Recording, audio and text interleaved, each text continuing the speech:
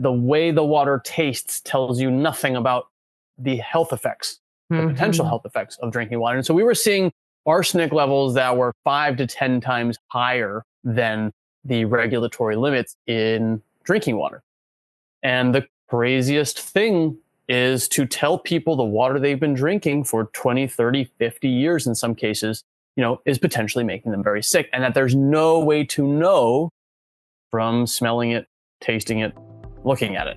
Welcome to the Soaring Child podcast, where parents of children with ADHD learn tips and tricks to help their child soar at home, at school, and in life. We feature interviews with experts, medical professionals, and parents just like you who are learning how to reduce ADHD symptoms using food and other natural strategies. Because children with ADHD deserve to soar just like every other child. I'm Dana Kay, your host. Hello, parents. This is Dana Kay here with another edition of the Soaring Child podcast. Now, if you have been listening to this podcast long enough, you know that I love to tell stories. Today is no different, but this one sort of left this lasting impact on me. I was working with a family whose child with ADHD was still struggling despite all the right dietary changes and the natural strategies. And as you can imagine, the parents were just at their wits' end. And so I suggested some further testing. We conducted something called a mineral and methylation panel. And part of that panel tests for copper. And I will say copper throughout this podcast. It is COPPRER for those that are listening. You know my accent sometimes comes across a bit funny. So when I say it, it is copper. This kid's copper levels were sky high. Copper is necessary in small amounts, but when you have these excessive levels, they can cause so many symptoms that closely mimic ADHD. We've got hyperactivity, we've got mood swings, we've got impulsivity. Now, it was really important for us to find the source of the copper. Where was it coming from? Because we needed to reduce the exposure. So I actually suggested to the family that they test their water levels. And you guessed it, their water was contaminated with extremely high levels of copper. And so once we were able to bring in some targeted supplementation for this child and the family installed a proper filtration system, the transformation was remarkable. Those intense symptoms actually began to subside and their child started to thrive. Now, this experience drove home a crucial point. Okay, when we consider that our bodies are made up of 60% water, and that water is essential for every function in our body, it's clear that the quality of water we consume is of utmost importance. Yet, as I learned, securing clean water, it's just not as simple as turning on the tap. That's why I am so excited to introduce our guest, Johnny Pujol. He is the CEO of TapScore. Johnny has dedicated his career to making environmental testing accessible, helping families really sort of ensure that their water is truly safe. Johnny earned a master's in engineering from UC Berkeley and a bachelor's in economics from Boston University. So now it's time to welcome Johnny to the Soaring Child. Hi, Johnny. Thank you so much for joining us. Thank you for having me. I'm excited to be here, excited to talk about something I haven't spoken about in a while, which is water quality specifically in the context of children. And it's kind of an exciting topic. And in preparation for today, I did a little bit of additional research as well, because, this, as you know, the science of health and epidemiology and toxicology in children is going to be very different than it is for adults. So while my expertise is mostly in drinking water and drinking water chemistry, I have tried to rebuff my knowledge on the specifics of how these things impact children. Well, I think the fact that it's just, drinking water is critical for everyone, isn't it, at the end of the day? I'm curious, what can you sort of just start by telling us sort of what inspired you to focus on testing water? I think it began in graduate school with a appreciation of the role water quality was having in actually the kind of climate change conversation. Water was constantly sitting next to something like, energy efficiency and recycling and these big buzzwords that came out of the 90s and early 2000s. But water wasn't as big of a conversation. Drinking water was not as large of a conversation. Of course, there's droughts and there's floods, but the actual drinking water itself grew very interesting to me when on a project at Berkeley, we were down in Southern California, it's actually Central California, and we were testing the water in a very arid landscape, a small town of about 500 people. And the folks there loved their drinking water and were insisting like there's just nothing wrong. But we knew there was something wrong because we'd read some reports written by the local government authorities on the risks of arsenic in the neighborhood. And so we were down there to test and see how much arsenic was actually in the wells and, of course, propose some kind of solutions. And so we did some testing, brought the samples back to the laboratory, looked at the results, and, in that 5 or 10 day window while we were waiting for results, we were interviewing the people in town. It was like mothers, fathers, person who runs the small rural water system. Many of these rural water systems are volunteer run. Just speaking to everyone and get everyone's 2 cents about the drinking water quality. And all we heard was how wonderful the drinking water was, how it tasted great. Then the results came back and we saw the results and we learned firsthand that the way the water tastes tells you nothing about the health effects, the potential health effects of drinking water. And so we were seeing arsenic levels that were 5 to 10 times higher than the regulatory limits in drinking water. And the craziest thing is to tell people the water they've been drinking for 20, 30, 50 years in some cases, is potentially making them very sick. And that there's no way to know from smelling it, tasting it, looking at it. In fact, I think everyone we'd spoken to said their water was just so wonderfully tasteful and yummy that they didn't buy bottled water. And when we came to them and told them, hey, actually the drinking water has a really high level of arsenic in it, there was disbelief. Yeah, I can imagine.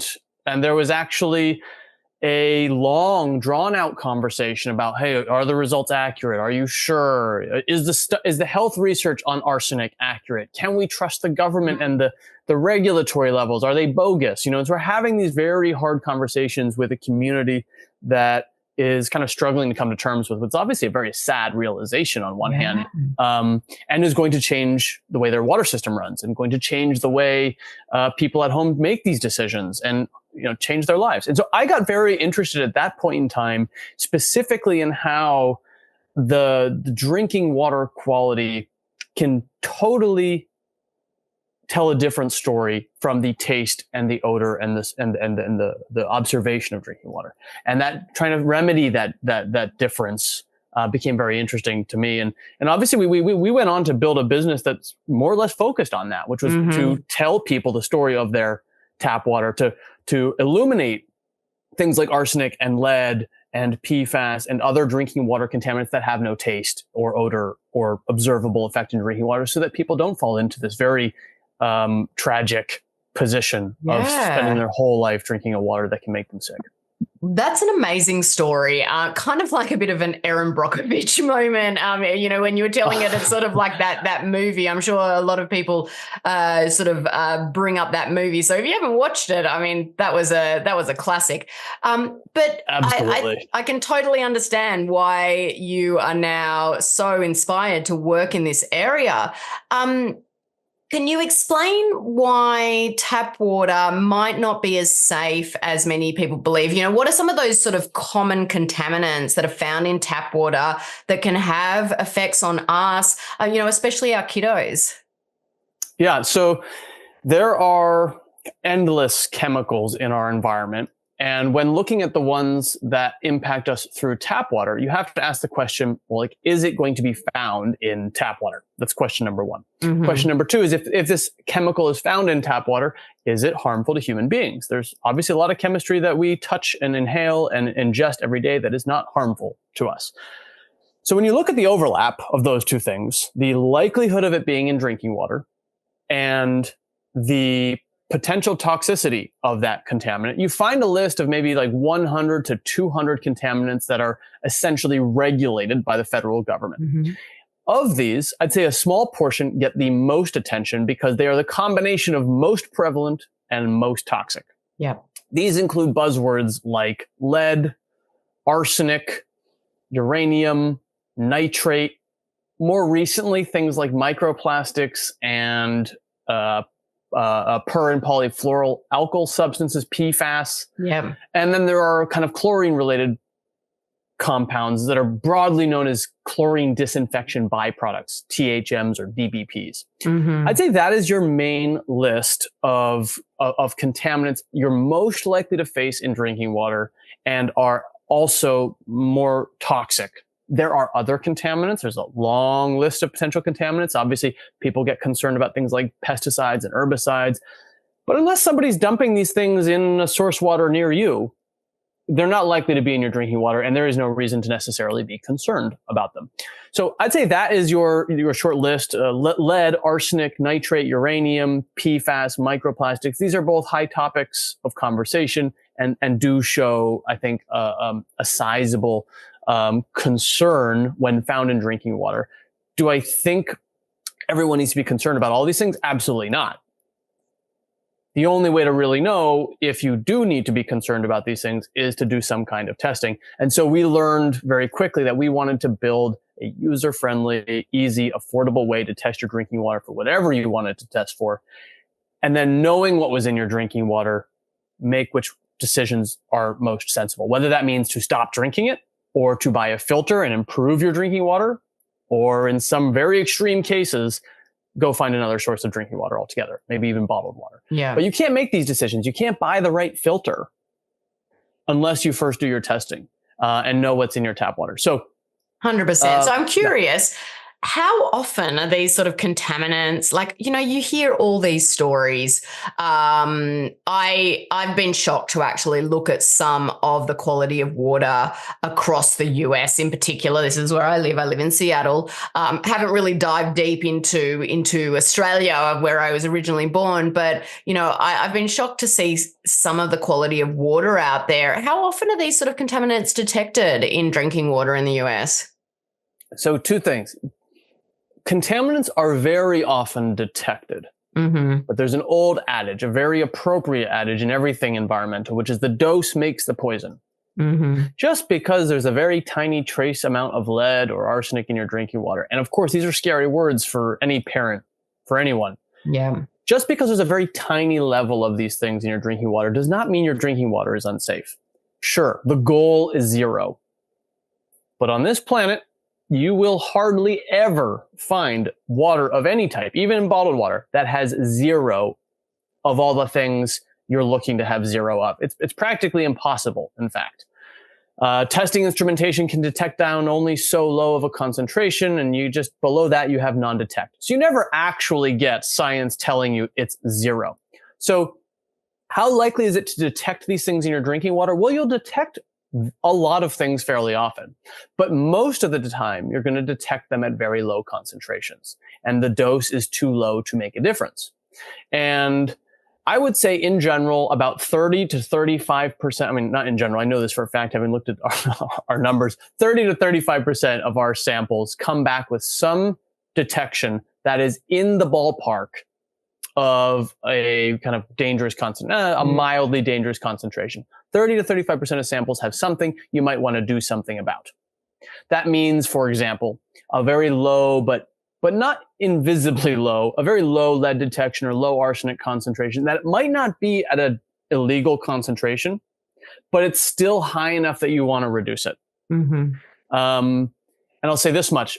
Drinking water that's coming from a large city water system is often much higher quality than drinking water that's coming from a smaller water utility or drinking water that's coming from a private well. Yeah. If you're getting your water from a private well, remember, there's nobody doing the work to monitor that water quality and ensure that it's meeting certain standards. At a very large water utility, you have full staff of engineers and professionals, performing compliance testing, submitting data to the state. Is it perfect? No, nothing is. It's a human system. but you have a degree of safety built in there. And then these smaller water utilities.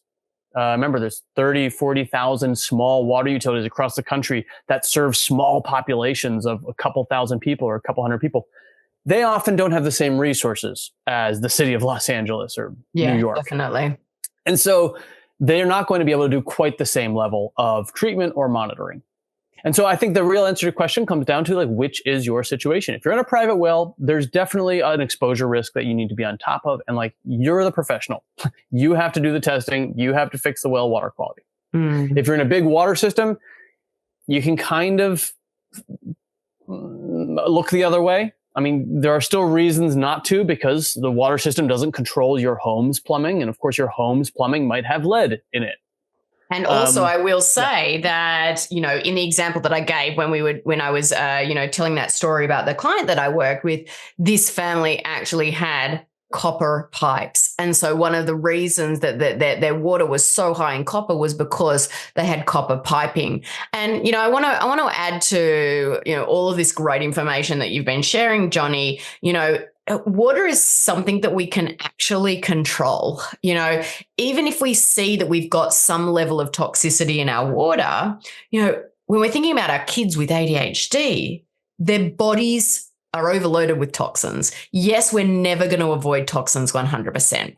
But what we want to do, and the goal to help them thrive, is to reduce that toxic load. And so, you know, if, say, you did test your water and there were, you know, some levels of lead in it, might not be toxic, you know, if you are to continue drinking, but if we can control it, if we can pop on a water filtration system that's going to filter it out, then, you know, that's something that's within our reach. So even if you do find it, you know, I don't think that it needs to be like, oh my gosh, where the world's going to end.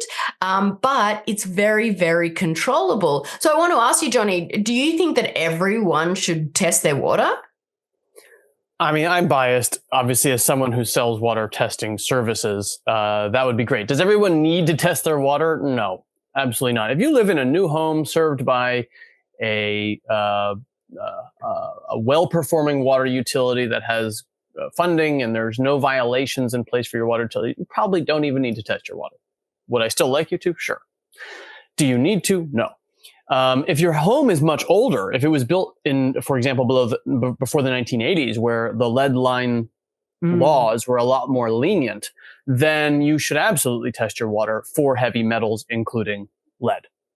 Now, there are water tests that go everywhere from $50 to $3,000, depending on what you test for. So the real question is, like, what is the right amount of testing to do? And you know, it's a circumstance by circumstance basis. And you point out something that, you know, I wish I had said myself earlier, which is that as, you know, children, there are a number of reasons why they're, you know, more susceptible to some of these water quality risks. It's like, and I might be preaching to the choir. I know I'm preaching to the choir here, but, you know, they're smaller, they're more vulnerable. And what that means is they're going to be intaking a higher mass or exposure of these contaminants relative to their body weight. That's a very good point. Yeah. The ratios are different, right? You're a much smaller body. Your organs are smaller. The exposure for a child compared to an adult will be percentage-wise greater. They're also, you know, developing, and their immune systems, their organs are just more sensitive in general to chemical exposures. And I think that's just part of being a child and rapidly growing up and going through, you know, a lot of change. You're more sensitive and more vulnerable for the sake of that growth. 100%. And then finally, it's that longer exposure period. So if you're in a home with a private well and a very small arsenic concentration, if you're an adult, that doesn't really matter that much. But if you're a child and you're going to drink that water for the next 18 years, 20 years, 30 years, that small arsenic concentration is going to accumulate and add up. And so it's riskier in that sense as well. And so, you know, yes, you can do something about pretty much any contaminant. There's a very small number of contaminants you can't filter out in one way or another. Curious what they are. So the ones that you can't filter out? Yeah.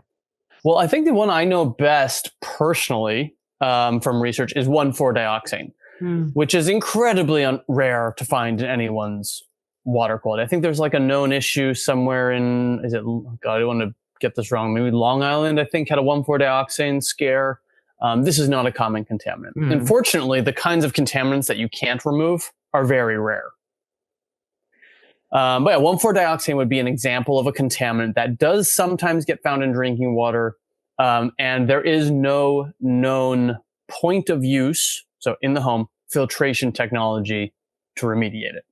Now, 1 in a million people is going to have that problem. It's very low. So we're not going to, we won't need to rush off and test to make sure that we don't have that. Don't comply 1,4-dioxane test. Yeah. So let's talk practical steps. Let's break it down. What steps can parents take to really ensure that the water their children are drinking, and as also bathing in? We have to think about bathing because, our skin is our largest organ. It absorbs toxins through our water, what we're bathing in. So it's not just about drinking. It is also about bathing. What steps can parents take? I think the cheapest and easiest step vis-a-vis drinking water that anyone can take is, generally speaking, if you have any doubts about the age of your plumbing, and in particular the presence of lead and copper, don't drink those first 30 seconds of water that come out of your tap in the morning. Those are going to be the glasses of water, that first glass every morning or in the middle of the night. The water that's going into your glass first thing in the morning has had the longest time exposed to your home's plumbing. It is going to show the highest concentration of plumbing-related heavy metals, i.e. lead. So for free, to improve your drinking water quality vis-a-vis lead, just run your tap water in the morning. Very good. A couple minutes and you're good. Now you're bringing into the home fresh water, and you can kind of think of it. We forget to think about it sometimes, but like the water that comes out of your tap, before it came out of your tap, it was sitting in the faucet. Yes. And before it was sitting in the faucet, it was sitting deeper in the house. And before it was sitting deeper in the house, it was even deeper in the house. And before it was there, it was under the street somewhere. Yeah. Right. So, you can flush those lines out and get fresh drinking water into your home, whether you're on a well or on city water line. So first step, flush your water in the morning, get some fresh water. The second step I would say is probably to test your drinking water at some point. And I again, most people will not have the budget to test for everything, and we never recommend to test for everything. It's way too much money to do so. What you should consider testing for first if you have children is probably heavy metals. It is both fast, easy, and affordable to test for, and you're going to have a huge impact by reducing any heavy metals in your drinking water as soon as possible. So we have a couple of tests in our service, it's called on TapScore, that are called the essential tests. And these are heavy metals plus a couple of other things. We've got an essential well water test, essential spring water test, essential rainwater test, essential city water test. And what you're getting in each of those cases is the most prevalent heavy metals and a couple of other types of parameters that are very commonly tested for because they're very commonly found in household drinking water. And this cost, it runs between like $100 and $200. See, and that's generally speaking, really practical, easy, and reasonably affordable to just make sure that your family is drinking quality water. And you can then, when you get your report back, you'll see, hey, these are the detections. This is the copper level, the lead level, the arsenic level, and so on. And then these are the filtration technologies that you need to remove those particular contaminants.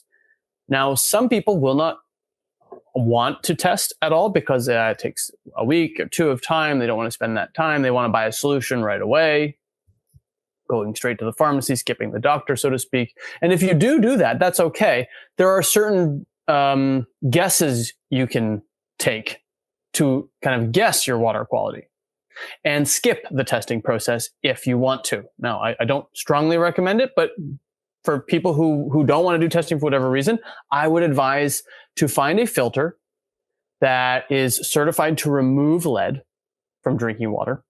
And you can search this by asking TapScore. You can search this by going on the NSF or WQA websites, and you can see which filter products that you can buy online or in the store are certified for reduction of arsenic, reduction of lead, and so forth. You can also look online for a water quality report provided by your utility if you're served by your utility, and that report will show you what is found at least at the water treatment plant in town and give you a bit of a picture as to the exposure levels kind of in your water system. And again, that's free. And if you need help finding those reports, they're called CCRs, Consumer Confidence Report. Easiest way to find it, type in the name of your water utility and then Consumer Confidence Report. That's the technical name for this report. And if you can't find it, just message us. Yeah, I appreciate you sharing that. I do want to say, though, like, again, bringing back to this one particular, story I shared at the beginning, this family, the reason their water was so high in copper was because they had copper pipes in their house. And so, going direct to the water board or wherever to get that test is not going to actually tell you whether or not your water has high copper based on your pipes. Do the pipes in your house have lead in it? Do they have these heavy metals? So I think, Johnny, you're giving some great ideas for families that ask, because not everyone has the budget for it. And so, I really appreciate you sharing these other ideas as well. Yeah, it's a good point. There's copper pipes in homes. They will typically get better with age. So you might have high copper levels when it's a new home, when it's new plumbing, and over time they'll go down, which is good. You have plastic pipes in a lot of new homes. It's called PEX, PEX, and there's two, PEX A and PEX C are the two most common forms of PEX that are in homes.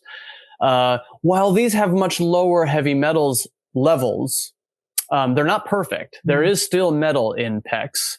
And of course, there is plastic in PEX. Yes. And so you're going to see several kinds of semi-volatile organic compounds leaching off of those plastics. It's not perfect, but hey, it's better than a lead pipe. And then, of course, you have these older galvanized and lead pipes that can be found in homes. Usually you'll know if you have this kind of a plumbing system because your water might taste like irony or metal-y, especially if it's like a much older home. And you can use these clues when you reach out. So TapScore has we have a really special support team with a lot of experience, and we're just sitting there at the computer, and myself included. We answer questions for free all day long to help people figure out what the right test is. So if you're like, hey, I'm tasting this, or my home is this old, or I live in this part of the country, what kind of test do I need? What are my risk factors? We'll tell you, you're not going to just sell you a test every time. The whole point is, like, if you are to buy a test, we will help you find the right test because there are thousands of things to test for. And if you can answer a couple questions for us in that process, hey, where do you live? How old is the home? What are you observing? Then we can really dial it down for you and say, if you do want to buy a test kit, this is the one. That's awesome. That's awesome. Yeah. Okay, so let's break this down. So step one, we want to just get a feel of, what is happening in our water supply, contact the local authorities, check the taste of the water. We want to run the water for 30 to 60 seconds before we start drinking it in the daytime. We then want to move to testing. If you want to use TapScore, this is who we suggest in work when we work with all families. Relatively straightforward. They have a great customer service, which is amazing. And I am not getting paid for any of this. So I'm just telling you, I just wanted to get Johnny on here because water is so critical to our whole health. And then, if you do detect that water, really find a proper filtration system that is going to filter out whatever contaminant is in that water. We have a Berkey. I love our Berkey. There are some very good filtration systems out there. I think that's another story for another day. But Johnny, as just we're finishing up right now, what message would you, like to leave with parents who are concerned about their water, that their children or themselves are consuming every day? Single message is you're going to be okay. Yes. It is rarely so bad as your water quality is actually your biggest risk factor in life. Yes. Right? Like it is almost a luxury to be addressing drinking water quality and not something else. Mm-hmm. So, first message, you're going to be okay. Second message, if you actually want to know what's in your drinking water, you have to test it. Yeah. Don't use the dipstick things. There's a reason the labs spend millions of dollars on testing equipment. It's better. It tests at lower concentrations. The labs test for more things more accurately. Don't use a dipstick thing and call it a day. You've learned nothing. Step 3, I would say, when in doubt, just reach out to TapScore for help. Like you don't need to buy anything to get advice. And we might be able to help you without you ever having a water test done. But if you do want to know what your drinking water quality is like, get a lab test, and you don't have to do it all the time. You can do it once, and you can wake up in the middle of the night, walk downstairs, get your drinking water, and not think twice about it. Fantastic. That is an awesome way to finish up, Johnny. I just want to thank you so much for sharing your passion and your expertise in shedding light on what I think is a critical issue. Please tell listeners where they can find and follow you online. Thanks, Dana.